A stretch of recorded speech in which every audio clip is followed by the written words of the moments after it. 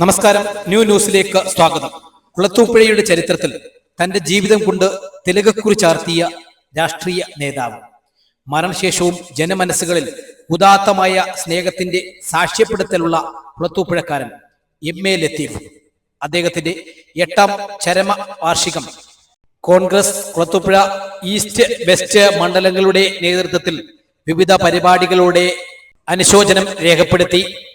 രാവിലെ കുളത്തൂപ്പുഴ ടൗണിൽ അദ്ദേഹത്തിന്റെ ഛായാചിത്രത്തിൽ പുഷ്പാർച്ചന നടത്തുകയും വൈകുന്നേരം കുളത്തൂപ്പുഴ YMCA ഹാളിൽ അനുസ്മരണ സമ്മേളനവും നടന്നു. ഈസ്റ്റ് മണ്ഡലം പ്രസിഡന്റ് മനോജ് നായർ അധ്യക്ഷത വഹിക്കുകയും വെസ്റ്റ് മണ്ഡലം പ്രസിഡന്റ് ഷിബു വർഗീസ് സ്വാഗതം പറയുകയും ചെയ്തു.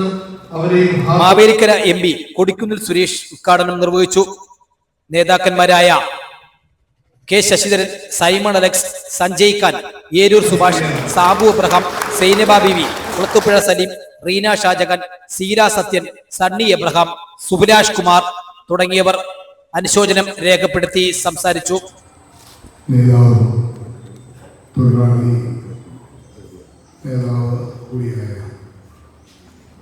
ലത്തീഫിന്റെ 8ാമത് ജന്മവാർഷികം നാം ഇന്ന് ആചരിക്കുകയാണ്.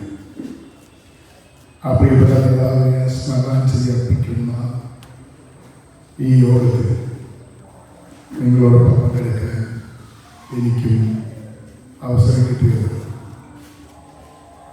ഞാൻ ശ്രീ ലത്തീഫിനെ കുളത്തൂപ്പുഴയുടെ മണ്ണിൽ വെച്ച് ഓർക്കാനും അദ്ദേഹത്തിന് ആദരാഞ്ജലി അർപ്പിക്കുവാനും കിട്ടിയ ഒരു അവസരമാണ് ഞാൻ കരുതുകയാണ്. ഈ അനുസ്മരണ സമ്മേളനത്തിൽ പങ്കെടുക്കുവാൻ കോൺഗ്രസ് പ്രസിഡന്റ് ഷോമിനെ വിളിച്ചപ്പോൾ മറ്റൊട്ടനവധി പരിപാടികൾ ഉണ്ടായിട്ടുള്ളതെല്ലാം മാറ്റി വെച്ചിട്ട് ശ്രീ ലത്തീഫിൻ്റെ ഈ അനുസ്മരണ സമ്മേളനത്തിൽ പങ്കെടുക്കാൻ ഞാൻ വരികയാണ് ചെയ്തത്. അത്രയേറെ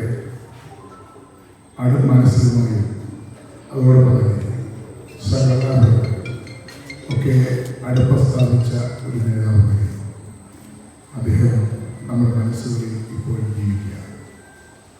എം.എ. ലത്തീഫ് നമ്മെ വിട്ടുപിരിഞ്ഞു എന്ന് ഇപ്പോഴും വിശ്വസിക്കാൻ കഴിയാത്ത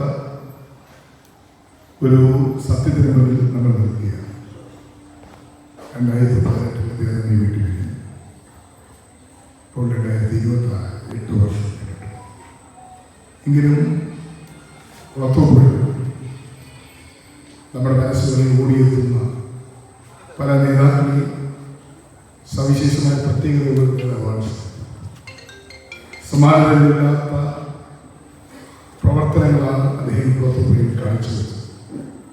കുളത്തൂപ്പുഴയുടെ വികസനം എന്നത് എം.എ. ലത്തീഫിന്റെ സ്വപ്നമായി. ആ വികസനം തന്നിലൂടെ നടപ്പാക്കാൻ അദ്ദേഹത്തിന് ഒരു പരിധിവരെ കഴിഞ്ഞിട്ടുണ്ട് എന്നതാണ്. ന്യൂസിന് വേണ്ടി റിപ്പോർട്ടർ ശരത് കുളത്തൂപ്പുഴ.